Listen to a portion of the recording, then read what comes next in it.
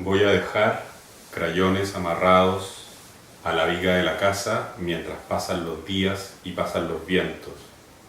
Y en un atril de partituras voy a dejar un cuaderno y así dejo que el viento dibuje con los crayones en el cuaderno.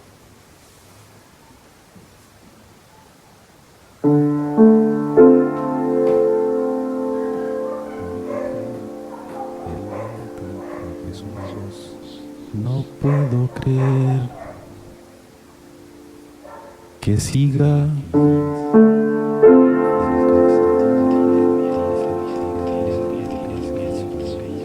la cuarentena, que siga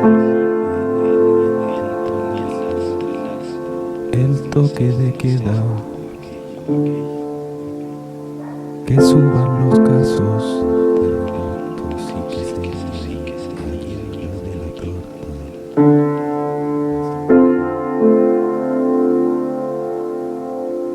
El cartón de la caja de cereales es perfecto para atascar una ventana y así que el viento no lo abra más.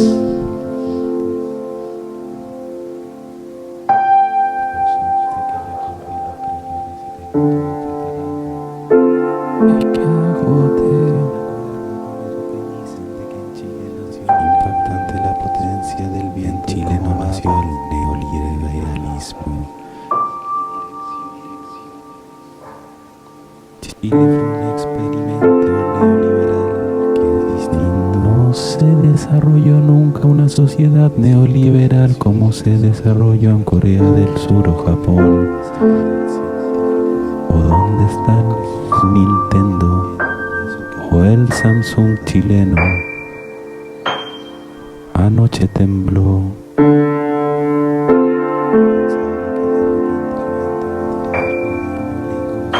Reloj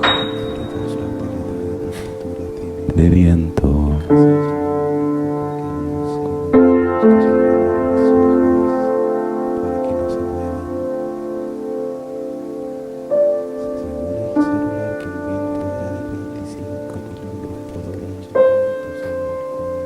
La idea de fondo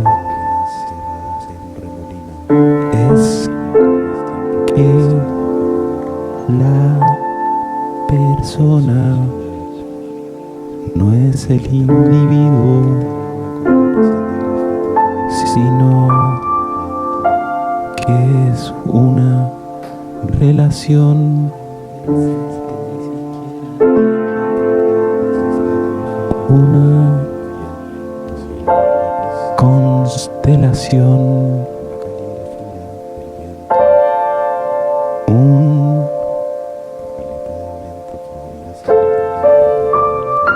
evento, una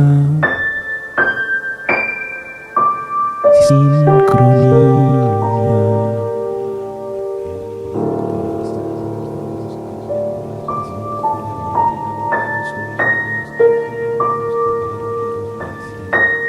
La persona como del sentimiento que la relación entre diferentes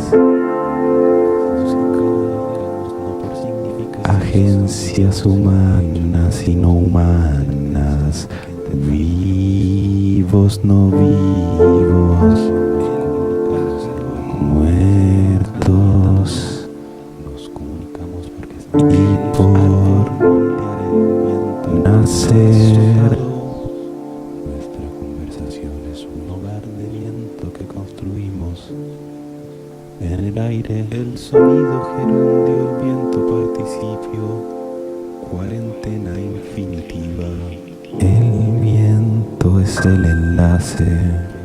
El sonido gerundio, el viento participio, cuarentena infinitiva. Es el enlace.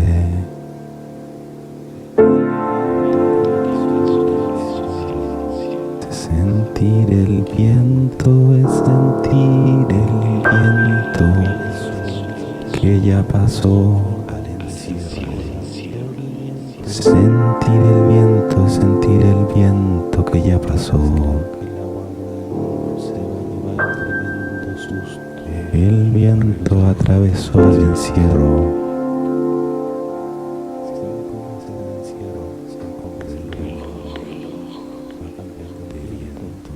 Sentir el viento que ya pasó.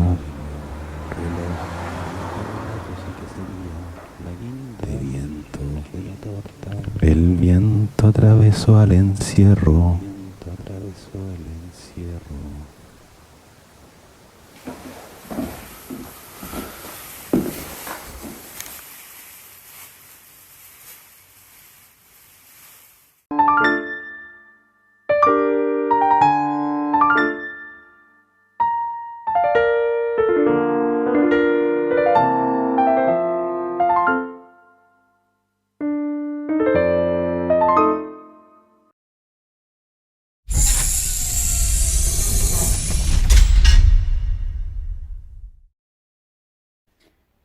Hola, mi nombre es Teresa Aurora Núñez Valdivieso.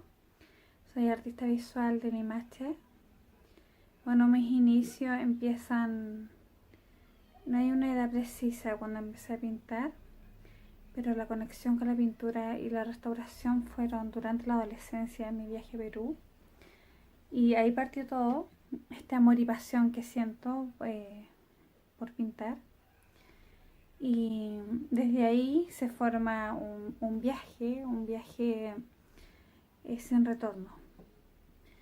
Casi toda mi vida, durante 20 años, he pintado y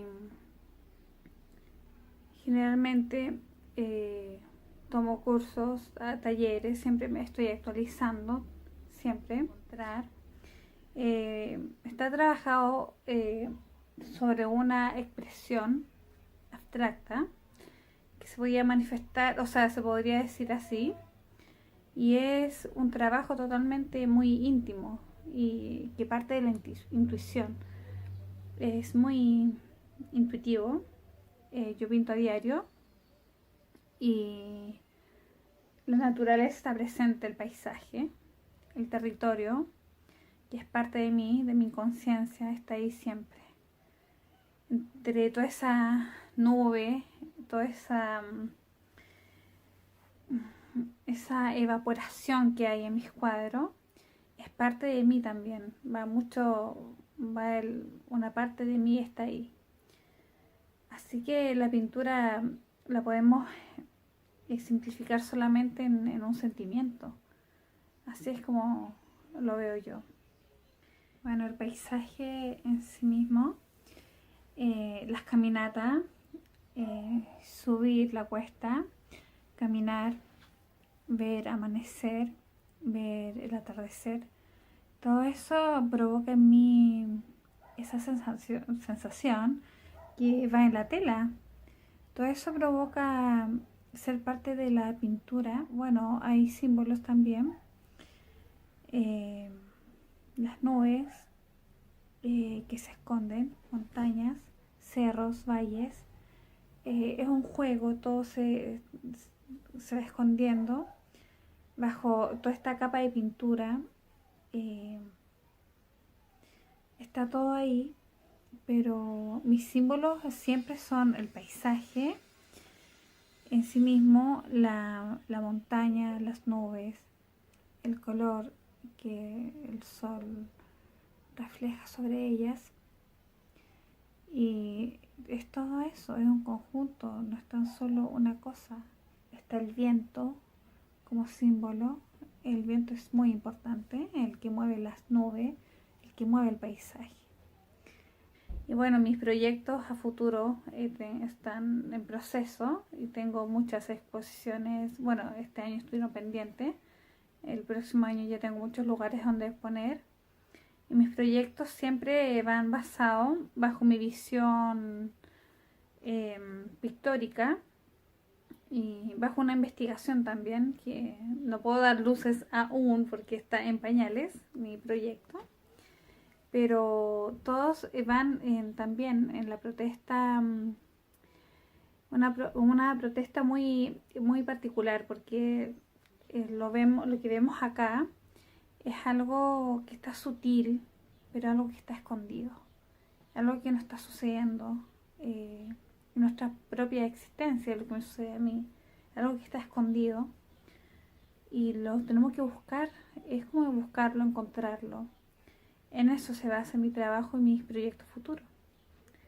Así que los dejo si quieren conocer más de mis obras, los dejo que las conozcan a través de mis redes.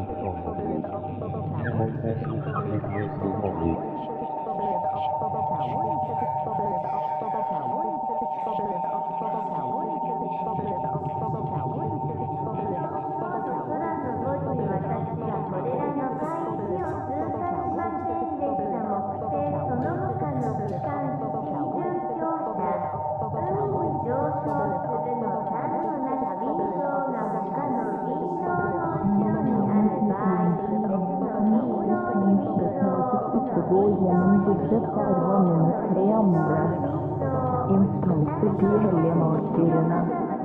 I fjellet utstigende til sjøen hvis vinduet er bak et annet vindu. Et vindu til et annet vindu. Ikke lytte til sangene av smerte.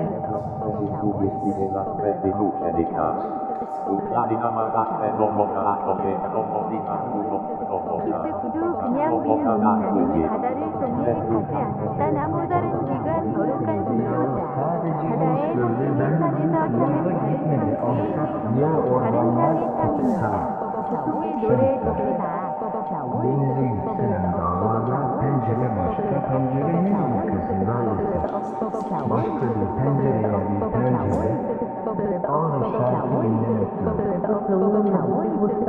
Пустой корпус, и я не пошел через эти воды. Деревянные другие окна, такие мученики. В горах поднимается довольно, если окно позади другого окна в другое окно. Не слушайте песни боли.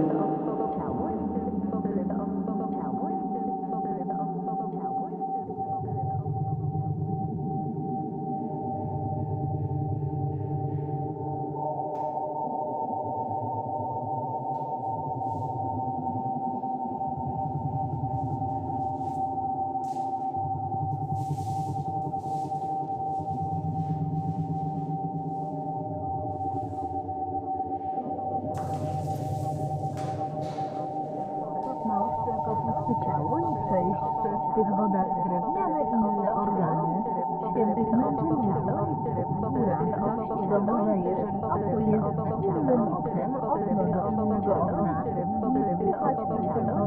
Okno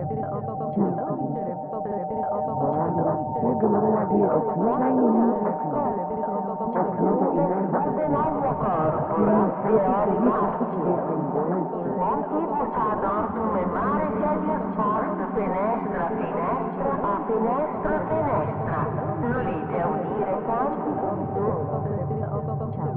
csóka szóbeszéd csak üres test, nem mentem át ezeken a vizeken, fából készült más szervek szent. Mártírok. A hegyek emelkednek, a tenger, ha az ablak más ablak mögött. Egy ablak egy másik ablakban. Ne hallgasson a dál a fájdalom.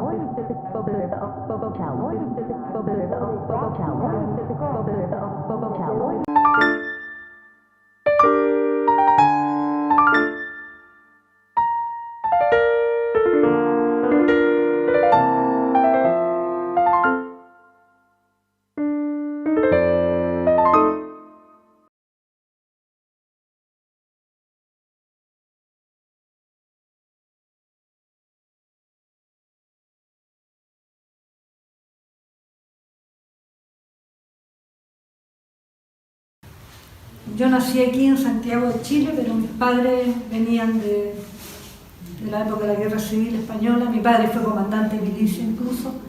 Mi madre estaba también en el frente como enfermera sin ser enfermera. Ellos llegaron en el año 39 a Chile, bueno, con mi hermano recién nacido, y tengo bastante sensibilidad en todo ese aspecto de lo que fue la Guerra Civil Española, porque no supe los detalles de cerca por mis padres. No tuvo una tarea de salvar. Eso sí, claro, en sus manos tuvo obras de Goya, es decir, le tocó evacuar obras del Museo del Prado por los bombardeos. Él estuvo a cargo de eso un tiempo, sí, tienes razón. Porque él me contaba que había tenido unas obras impresionantes en sus manos, que tuvieron que protegerlas, sacarlas cuando había peligro de bomba. Me gustaría que hablaras un poquito del libro que escribiste. Yo soy autora de un libro que algunos lo conocen, El mural como reflejo de la realidad social en Chile. Yo recopilé ahí un poco lo que es eso, ¿no? El mural tiene un profundo sentido social, político también.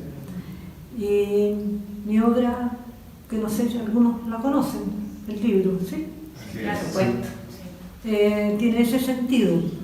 Recoger un poco las experiencias de lo que fue el muralismo social y combativo en la época de la dictadura, sabemos. No era solamente pintar bonito, sino que había denuncia. Hola, soy Virginia Cordero, soy artista visual, directora, miembro de la PECH, y tengo el agrado de estar junto a Eve Belange, gran artista nacional. Te voy a hacer la primera pregunta. Eve, en todos estos años de tu carrera, ¿cuáles son las cosas que a ti más te han marcado en lo que tú, en tu obra, en lo que tú has ido construyendo en el arte? Bueno, para mí la obra de arte debe estar íntimamente relacionada con lo social, como primera cosa. O sea, eso marca ya el acontecer social. Y eso está presente, ha estado Claro, presente de en alguna todas las manera, obras. exactamente. ¿Y de qué manera, Eve, tu historia personal, que es bien interesante, ha marcado también esa creación? Bueno, yo siempre estuve ligada a cosas no políticas, pero sociales. Mis padres llegaron en el Winnipeg, yo nací acá, pero mi hermano venía de 6 meses. Y siempre estuve en contacto con la cosa social y política también, pero más social. Y eso marcó, yo creo, toda mi trayectoria artística, de alguna manera. Llámese el color o la forma, siempre hay algo que te está marcando tu interior y tu experiencia. ¿Cómo tú llegaste a La Peche? Porque tú tienes una historia larga aquí también en La Peche, ¿no es cierto? ¿Cómo te acercaste aquí a la asociación? ¿Desde cuándo? Bueno, hace bastantes años, Yo sé. la década del 80, la actividad y la inquietud artística, de alguna manera me acerqué a la organización de los artistas. ¿Quién estaba de presidente en ese tiempo? Estaba Balmes, estaba recién. Los 80. Hola, soy Marco Farías, vicepresidente de La Peche. Conozco a Eve hace muchos años, desde los años 80, y más que hacerle una pregunta, quiero invitarla a rememorar la época de los talleres 6-19, en el caso de ella el 6-15, en aquellos años. Bueno, donde yo tengo mi taller todavía es una casa emblemática, todos la conocen, Mojita con Miraflores, la casa de Inés Puyol se conoce. Y ahí han pasado muchos artistas por ahí. Cuando yo estaba ahí, al comienzo estaba ahí a Poblete, Augusto García, por nombrar algunos artistas. ¿La misma Inés también estaba ahí? Sí, la Inés Puyol, por supuesto. Yo tuve la suerte de tener mi taller ahí relacionada con gente importante en el mundo del arte. Y aquí estoy.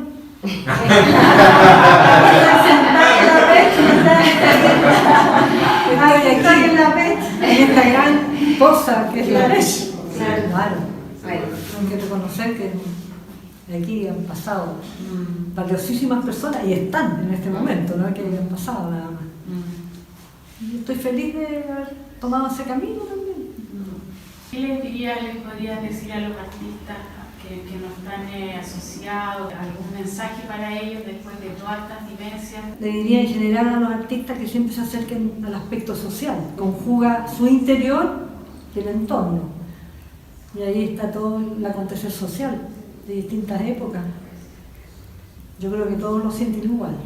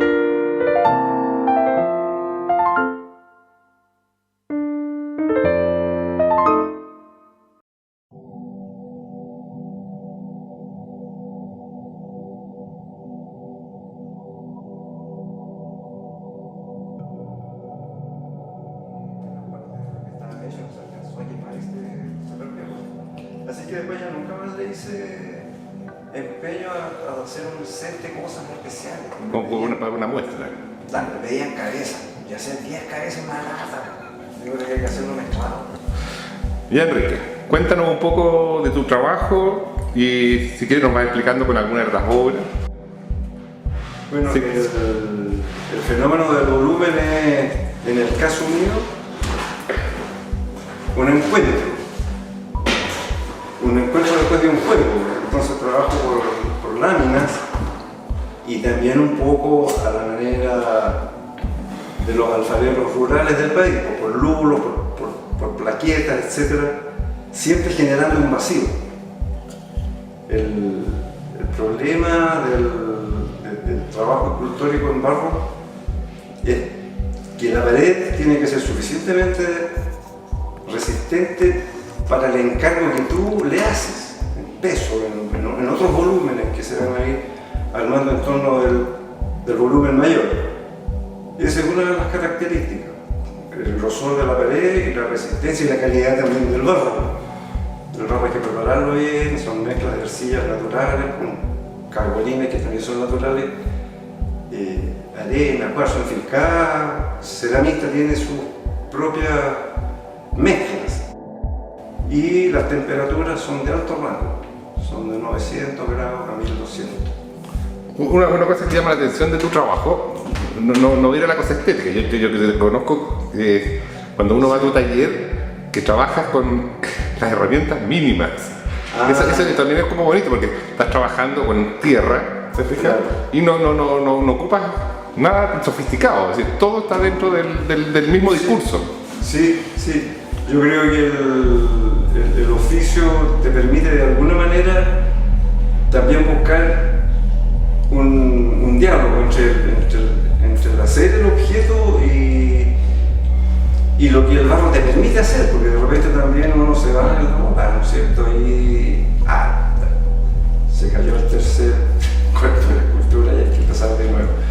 Entonces, el fenómeno de lograr al final del trabajo, después de un día o 2 días, el todo, la totalidad y sin ningún fenómeno que la dañe, es un poco lo que uno gana. Esa es el llevarse la banderita del éxito, entre comillas, en cuanto a oficio. Ya, y si hablamos en concreto de esta muestra, porque aquí reuniste trabajos muy recientes, que son los del fondo, los de granito, sí, ¿cierto? Los de fase, claro. Sí. Bueno, también trajiste una cosa que son de siempre. Mira, yo al comienzo diría que las que son volumen cerrado,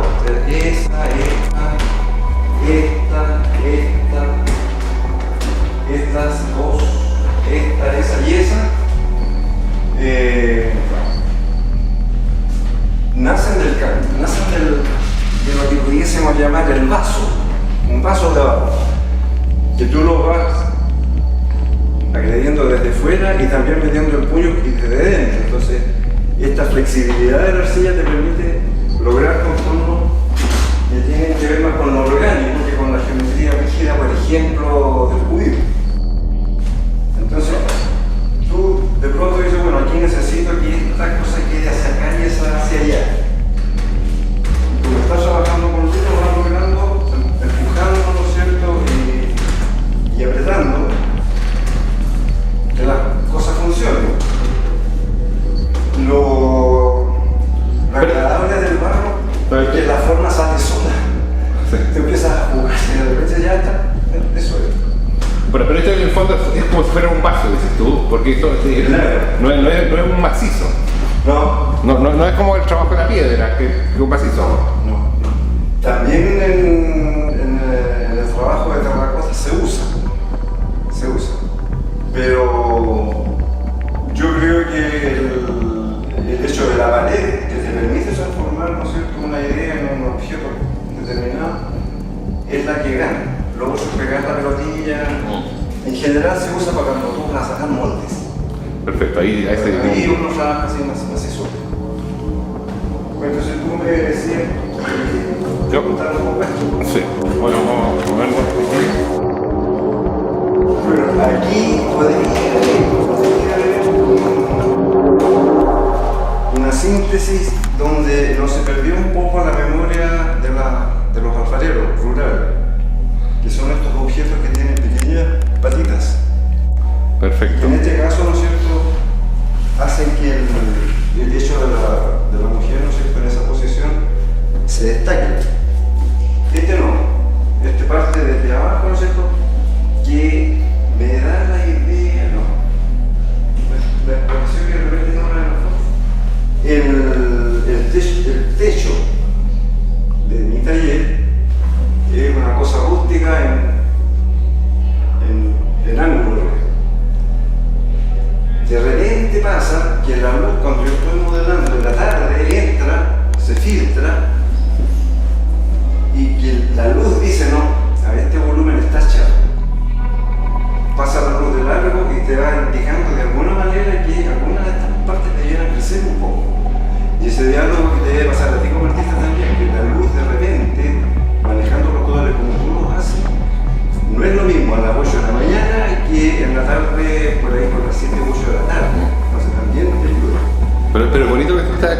porque en el fondo tú estás haciendo un volumen y dependiendo de la luz, cambia tu, entre comillas, proyecto. Sí, claro, ¿qué cambia? Se modela distinto. Claro, se modifica la intención, ¿sí? Y bueno, lo mismo en este caso. En este caso la peana entra, ¿no es cierto?, tiene su forma orgánica y en esa se enquistan estas hojas, que tiene que ver un poco con la mitología chilota. No voy a poner a hablar de la mitología chilota, pero de ahí nació. Es un impunche, que es un objeto que cuida, que te protege, pero que también se puede poner maluco, y esa es verdad. El impunche chilote tiene doble versión. Y en este caso el cortar, dividir y rearmar la figura haciendo los desfases, quitándole parte. ¿Y ese tampoco es parte macizo? No, todo esto es pared. Aquí no hay. Tal vez algunos un poquito más contundentes en peso porque la pared es más gorda, pero todo, como este por ejemplo. El ángel, claro, para el porte que tiene, y fíjate que en el terremoto este no le pasó nada. Por el peso, la inercia, ¿no es cierto?, hace que las cosas pasen. Bueno, volviendo al cuento, aquí hay partes que se quitaron y te generan planos, ¿no es cierto?, en este caso oblicuo, respecto del plano que lo contiene. Esta cosa era una cosa relativamente simétrica y yo me di el trabajo de romper la simetría. Para mí son como, casi son unas piezas como una joya, son unos objetos perfectos. Claro, puede que el nexo entre el material, la idea del que está trabajando y el resultado, claro, lo aíslan un poco del resto de la muestra. Claro, si cuando tú fuiste al taller yo no lo había todavía coloreado, no tenía en bóveda, estaba en terracota. Y cuando lo pinté, si viene Rodrigo, se da chorea porque esto quedó pura y no tenía ningún atributo porque era opaca. Entonces, claro, después, ¿no es cierto?, claro, el engobe fue trabajado con brocha, con mucha paciencia, que quedara ahí el liso. Y en el horno, el óxido, cuando después se pintó y se logró la superficie, reaccionó y quedó en este color que a mí no me molesta. Yo creo que le di el palo al gato, pero cuando recién empecé, dije, puta, Rodrigo, Bueno, a mí personalmente son las piezas que más me gustan. Esa y el fondo de esa. Y ese, claro, y ese es barro sin ninguna cosmética.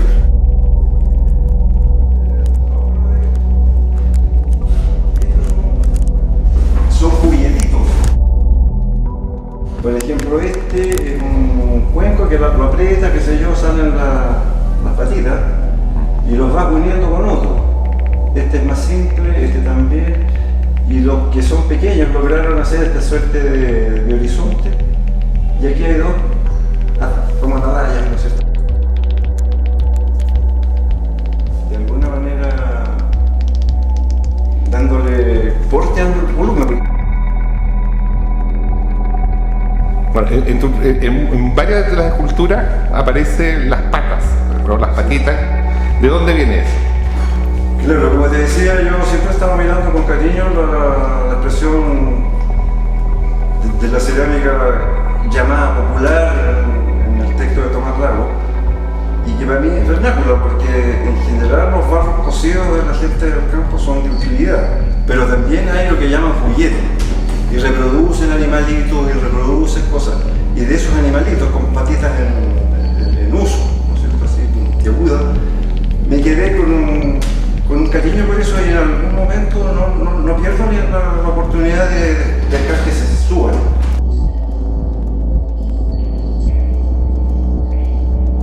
Claro, en este caso la vaca no logró un volumen cerrado, sino que logró un volumen de piezas que se articulan para cobijar la luz. Entonces, si tú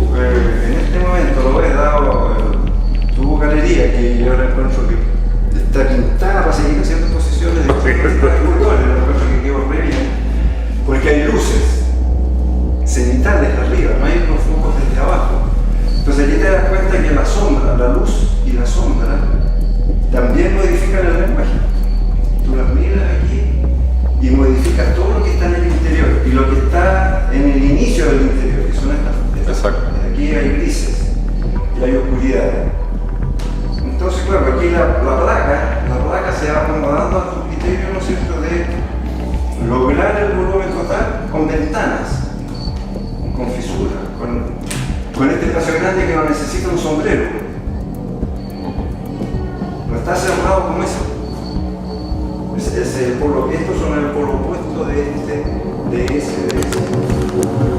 De este, de otro. Y de esto pusimos, los que están afuera ahí. Sí. En ambas situaciones, el discurso mío, ¿no es cierto?, dando a entender el cómo y el por qué es ese. Luz y sombra. Cerrado, abierto.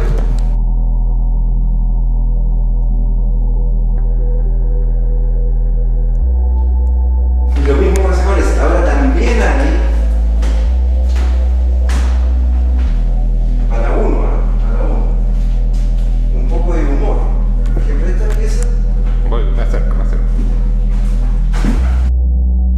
Pero algo ahí tiene que ver algo con la mujer, no sé, con la panza, con lo que hay dentro de la pancita.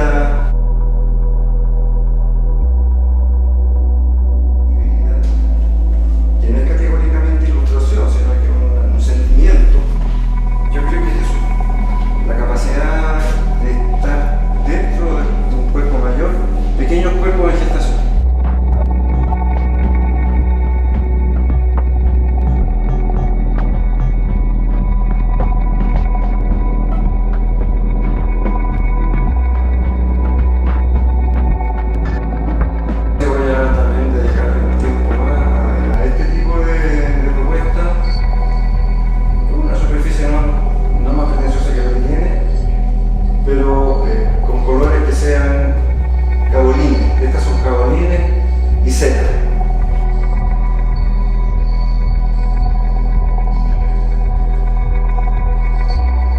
Y aquí pasa por la categoría de volumen. Como el volumen permite que aparezcan los grises, es por la sombra, no es porque esté pintado de gris.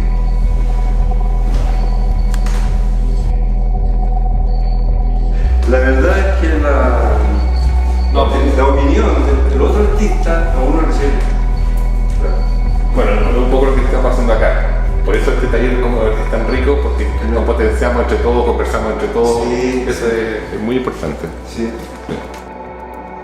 Ahora, y lo otro que a mí personalmente me llama la atención es la calidad de la fotografía. Es lo mismo que vemos acá, entre las sombras, las luces.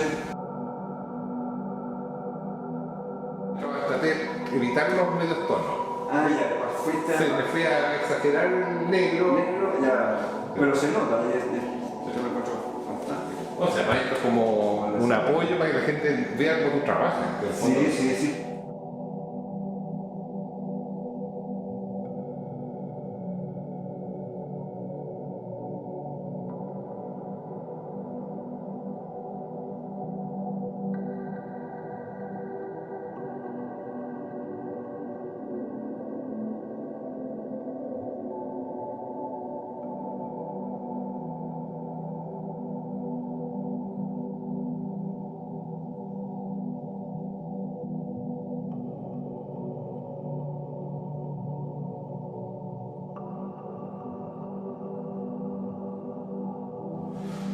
Ya, ¿estamos bien por ahora? Ya, pues gracias por la invitación a conversar.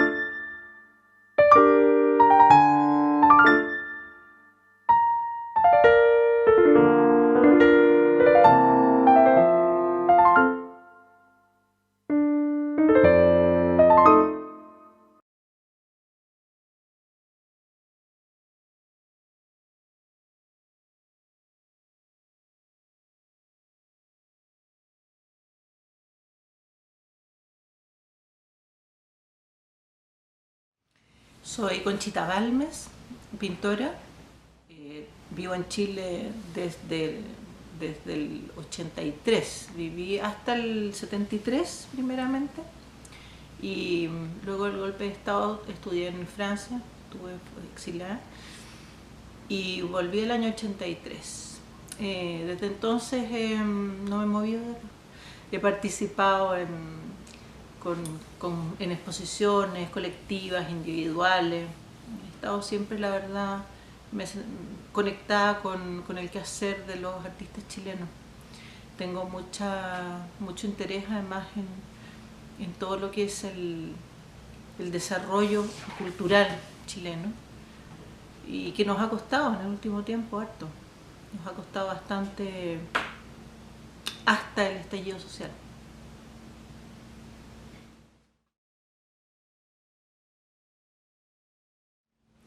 Bueno, sobre mi obra, sobre mi trabajo, lo primero que siento es que los artistas somos primeramente ciudadanos y luego hacemos lo que hacemos, ¿no? Por lo tanto, mi obra está conectada con lo humano, con la naturaleza, con el territorio, y es algo que he ido desarrollando de manera bastante intuitiva, bastante emocional, te diría yo. Y sobre todo a mí me siento muy chilena, me siento muy participativa de nuestra cultura, de nuestra historia, con todas sus dolores, sus logros, sus heridas, su memoria. Entonces se podría decir que mi obra también está cargada, ¿no?, de esa conexión, de esa emoción y de ese interés por nuestra naturaleza humana como chilenos mestizos, por cierto, porque la cultura de nuestros pueblos ancestrales es sumamente importante y está vigente permanentemente.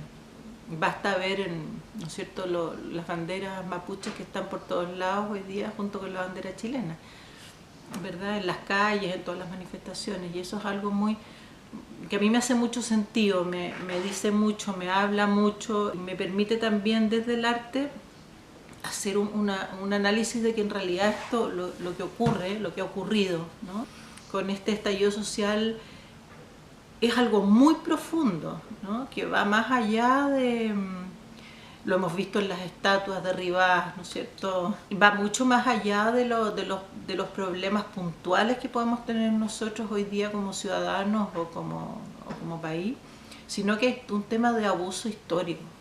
Hay un tema de abuso donde la gente se siente totalmente estafada, 500 años de maltrato, ¿no?, y que han sido de alguna manera un poco maquillados, olvidados por momentos, pero ahí están. En mi obra tiene que ver con eso de manera subjetiva, diría yo, ¿eh? Probablemente no tan puntual, ni la anécdota no es lo que a mí me interesa, sino que es más bien un tema de conexión con sensaciones, emociones y vivencias y historias.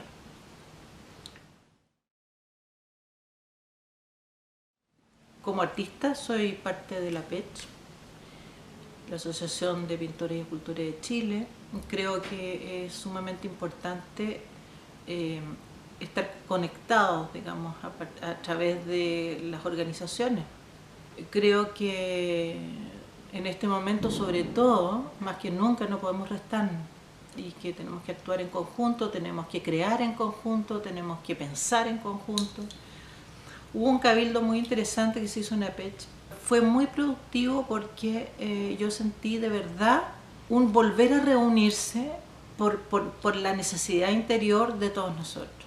Este sistema lo que hace es disgregar a la gente, lo que hace es atomizar a las personas, ojalá que no se encuentren, ¿no es cierto?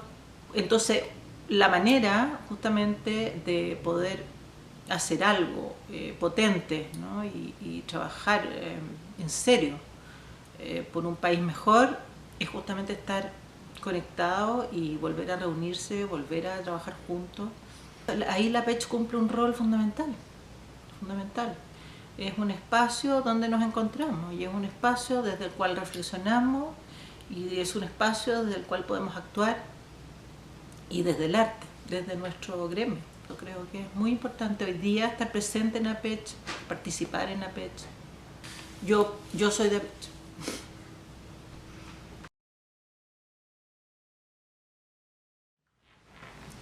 El arte es súper importante en todos los aspectos,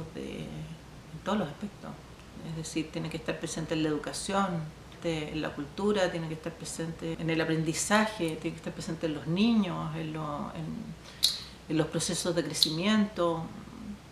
El arte es lo más humano de lo humano, siento yo. Tiene que ver con esa capacidad de asombro y esa capacidad de amor del ser humano. El arte está básicamente, es una pulsión del corazón, diría yo, el arte. Es una pulsión muy emotiva. No es emocional, no es la palabra, más bien emotiva, ¿no? Porque el arte te habla de la verdad, pero te habla de la verdad desde la emoción de la verdad. Te coloca frente a emocionarte con aquello, con la verdadera naturaleza humana. Entonces yo creo que el arte tiene que estar presente, está presente, y se da en todo. O sea, cuando tú ves la creatividad nomás en la calle, ahora en las marchas, en los mismos carteles, en las indumentarias, eso es arte. Eso es un arte nacido de la urgencia. De alguna manera el arte se ha mercantilizado mucho, entonces lo que ha aparecido es este tema del mercado, como que el artista y el mercado. Entonces al final esta otra parte se ve totalmente apagada, o más bien encubierta, diría yo, que es esta pulsión primigenia, primera, magnífica. Y los artistas siempre son como, yo siento que los artistas siempre tienen un rol de chamanes en la sociedad. Tienen un rol chamánico en el sentido de que despiertan. Y siempre están despiertos e intuyen muchas veces muchas cosas donde la percepción y la intuición los hace funcionar con respecto a los hechos, a los acontecimientos. Y eso se expresa en la obra, esa magia. Marcel Duchamp decía eso, decía que el artista era un medium, ¿no? Como un medium que entra en trance, que absorbe del entorno, de la sociedad, del universo, absorbe lo que ocurre y de alguna manera lo transmuta, y la obra contiene esa transmutación.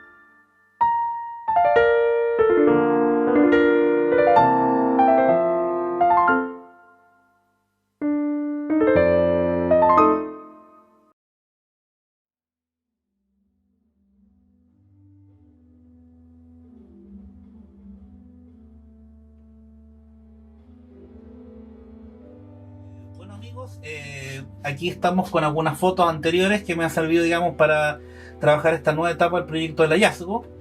Aquí son, como decía, son objetos de desecho, objetos comprados, ya, objetos de repente comprados, frascos de perfume vacíos, regalados también, ya, donde los manipulo fotografiándolos, buscando, digamos, ciertas referencias arquitectónicas también, jugando con esa ambigüedad entre realidad y ficción, con ciertas también nociones también de geometría fractal, porque de repente hay objetos, por ejemplo, en el caso de por ejemplo, estos objetos, que son objetos, digamos, de desecho, unas pequeñas bandejitas donde se coloca, digamos, están en esos mercados los blisters de pasta, de cepillo de dientes, una marca, digamos, ya.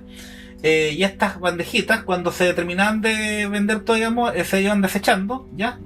En estas bandejitas cabían como 7 blisters de cepillo de dientes, ya de un plástico muy bonito, porque un plástico rojo, blanco, bueno, en esta foto blanco y negro no se aprecia ese tema.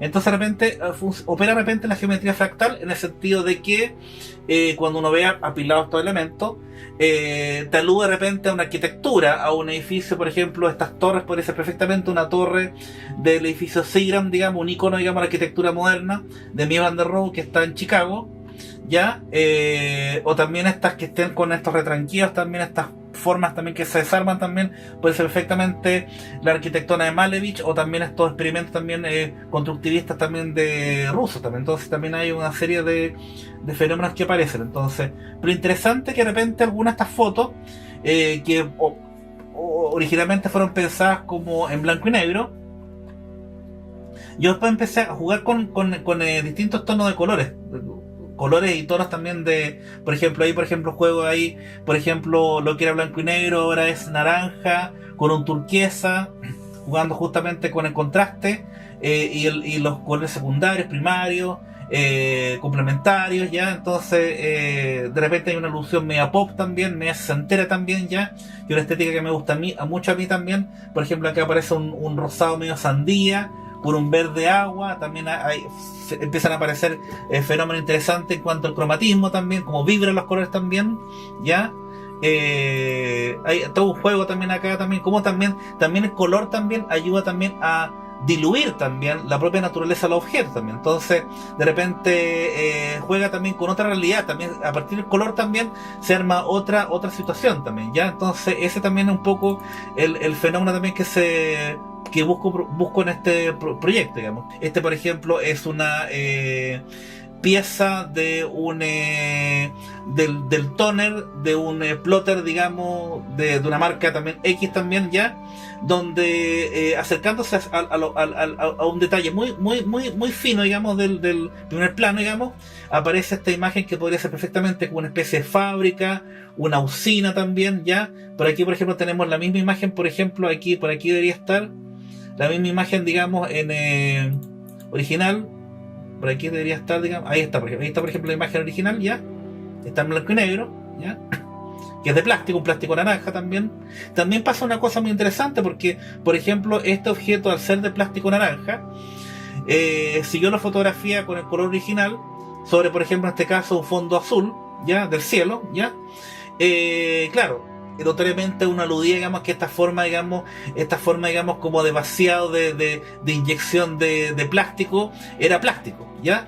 Pero al ser, digamos, al trabajarse en la etapa anterior en blanco y negro, se diluía, digamos, la naturaleza, y puede ser perfectamente esto en metal, hormigón también. ¿Qué es esto? ¿Cachai? Es un poco jugar, digamos, con esta digamos, percepción del espectador.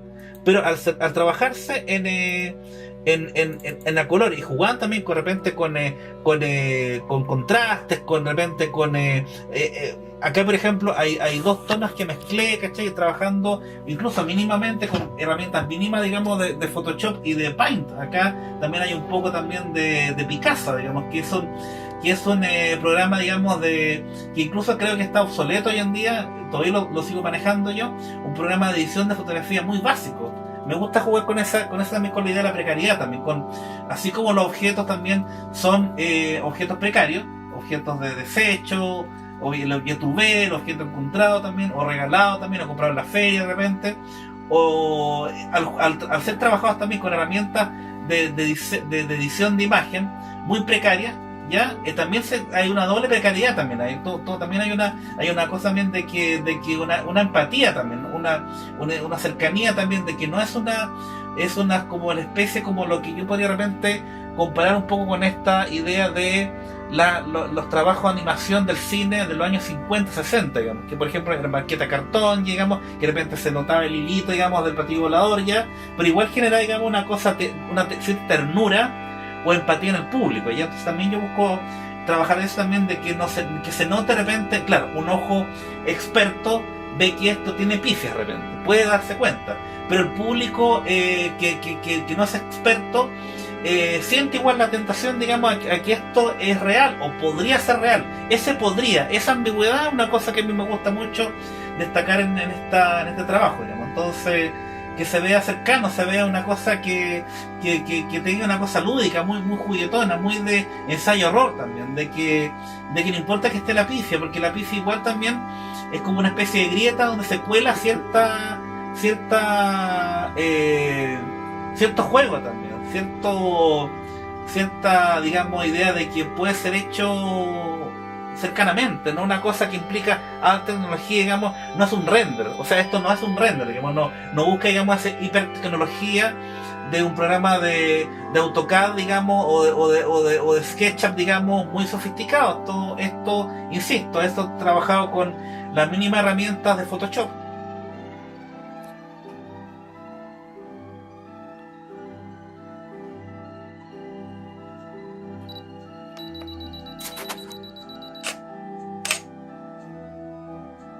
Bueno, aquí igual hay una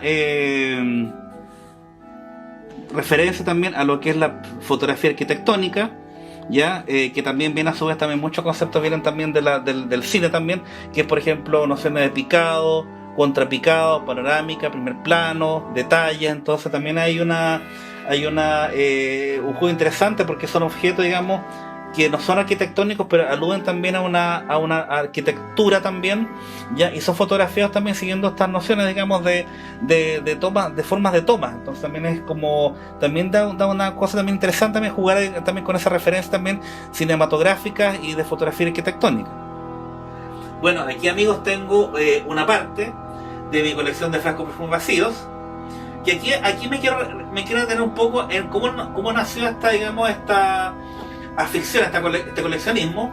Yo recuerdo que andaba yo por la feria de San Bernardo, acá en Baquedano, bar, digamos, frente a la estación del tren, y de repente era como primera semana, digamos, fin de semana de Año Nuevo del año 2015, por ahí, ¿ya?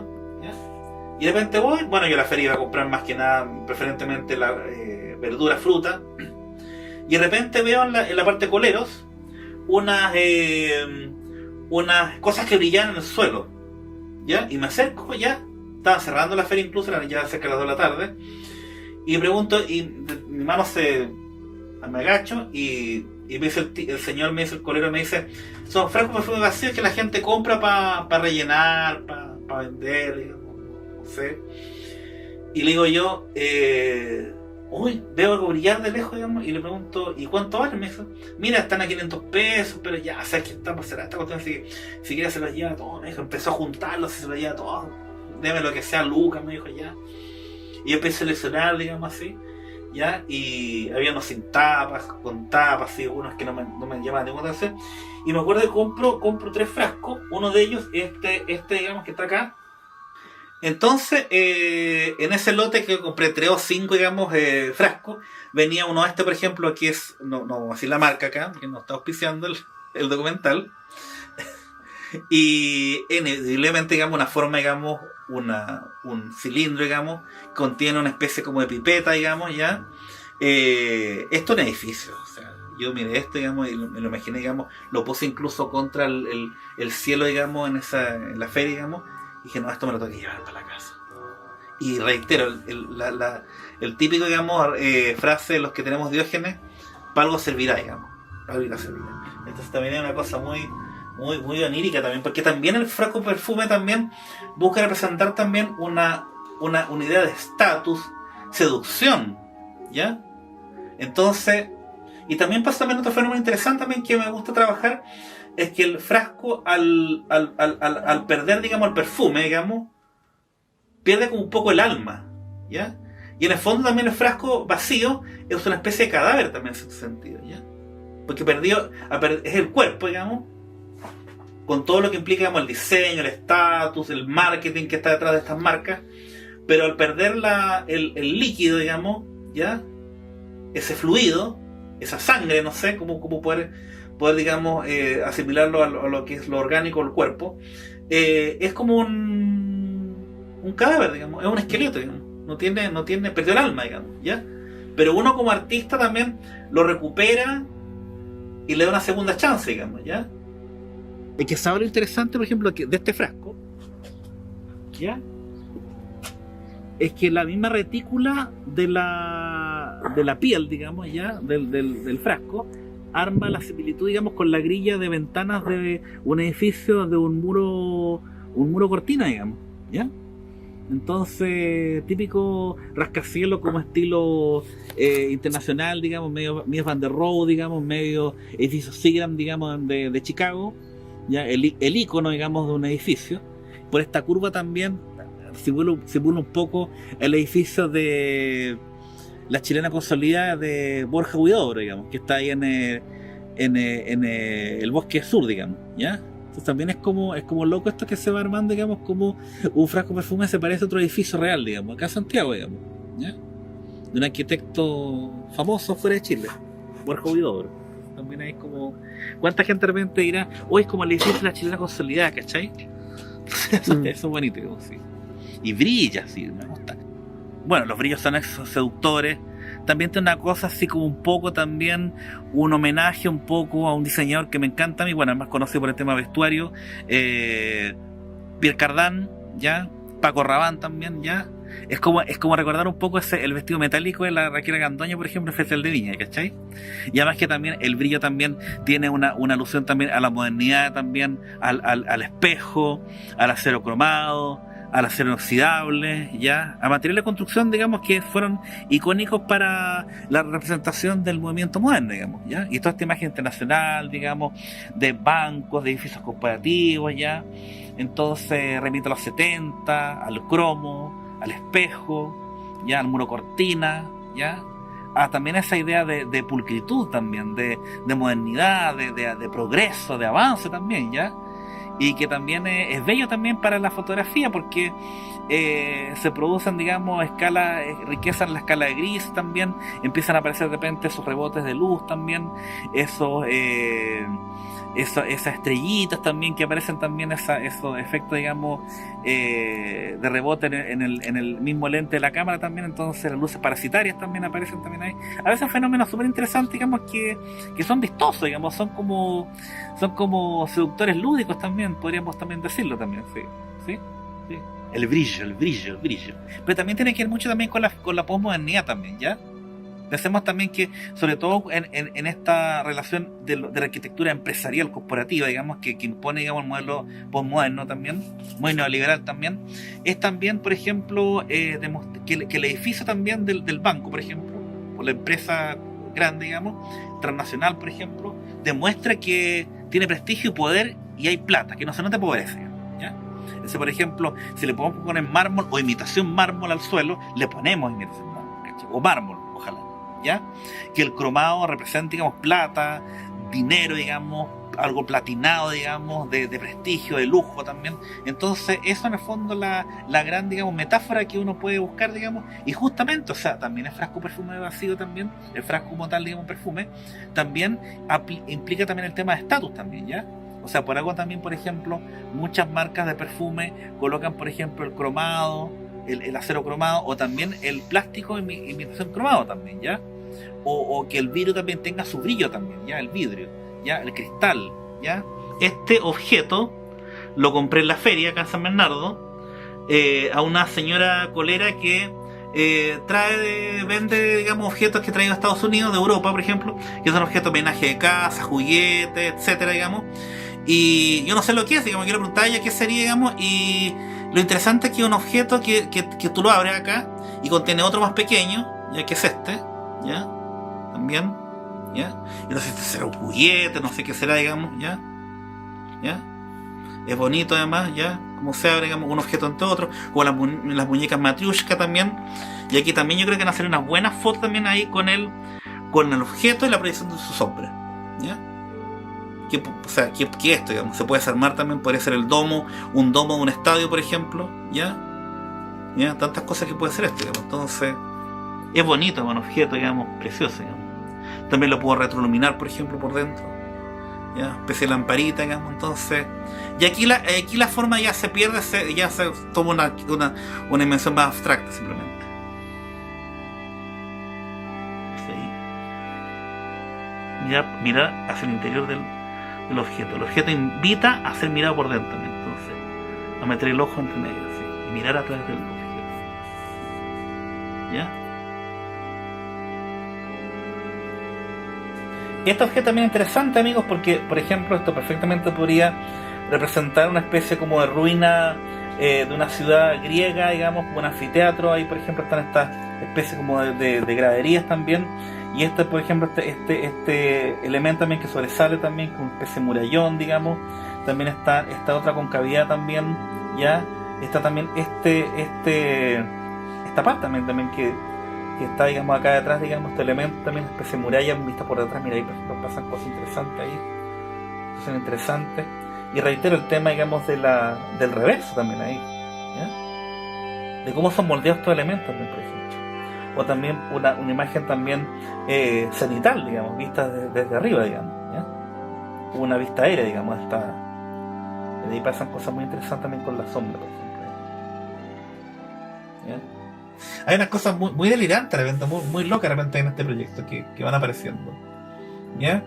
Como el objeto, insisto, habla por sí mismo también, el objeto, la forma también, ¿ya? Entonces, o sea, como verán ustedes, amigos, el proyecto es súper entretenido. O sea, yo lo paso chancho, digamos, jugando con este objeto, digamos, ¿ya? Que eso es la más distinta naturaleza. Igual de repente uno empieza a armar una especie como de coleccionismo y inherente también al tema del coleccionismo una especie de taxonomía. O sea, uno empieza a organizar, digamos, clasificar los elementos por transparencia, por materialidad de repente, objetos acrílicos, vidrio, ya, objetos opacos, brillantes, ya, objetos, por ejemplo, en caso de cartón, digamos, opacos, digamos, rugosos también, como este cartón, digamos, de embalaje, digamos, como una especie como cartón de caja de huevos también. Entonces, eso pasa de repente, como uno va clasificando y va trabajando ciertas cualidades sensibles del material que está construido el objeto, y empieza a asignarle ciertos juegos, digamos, de cromatismo de repente también, ¿ya? Y opciones que uno va tomando. De repente el objeto no es lo mismo fotografiar y jugar con los colores de un objeto translúcido como el acrílico, por ejemplo, que un cartón, por ejemplo, ¿ya? Que ahí apelan otra semántica, de repente el concreto, de repente el hormigón, la tierra, ya la cerámica, de repente la ruina también, como esta foto que reitero, por ejemplo, una ruina media preincaica, o de repente incluso este material, por ejemplo, no se han visto de repente con estas imágenes, por ejemplo, que a veces aparecen, digamos, que algunos dicen que son fake, digamos, de, por ejemplo, ruinas en Marte, por ejemplo, ¿ya? Que uno dice, esto perfectamente parece una especie de dolmen, digamos, de una civilización perdida, ¿ya? Incluso hasta extraterrestre. Entonces también hay jugar, digamos, con esta alusión a estas otras realidades también, que tienen, bueno, una cosa onírica también, que también el objeto, también volvamos también un poco a la historia del arte, que muchos de los objetos encontrados, el objeto V, parte también de los ensayos que hacían justamente los dadaístas también. Entonces también hay juegos también que se van armando con la historia del arte, también los constructivistas rusos, la arquitectona de Malevich, los objetos también que armaba, digamos, con motor también, Laszlo Molinari también, no me acuerdo bien cómo se llamaba el objeto, pero era el espacio temporal lumínico, digamos, algo así tenía el nombre, digamos, el objeto, digamos, el escultórico. La fotografía dadaísta también, ya. Las cromofotografías también. Uno puede, digamos, jugar, digamos, con todo lo que era la gran experimentación del proyecto vanguardista también del arte también. Tanto en arte, fotografía, diseño, arquitectura también. Eso podríamos decir en resumen, digamos, en este momento, digamos. Gracias.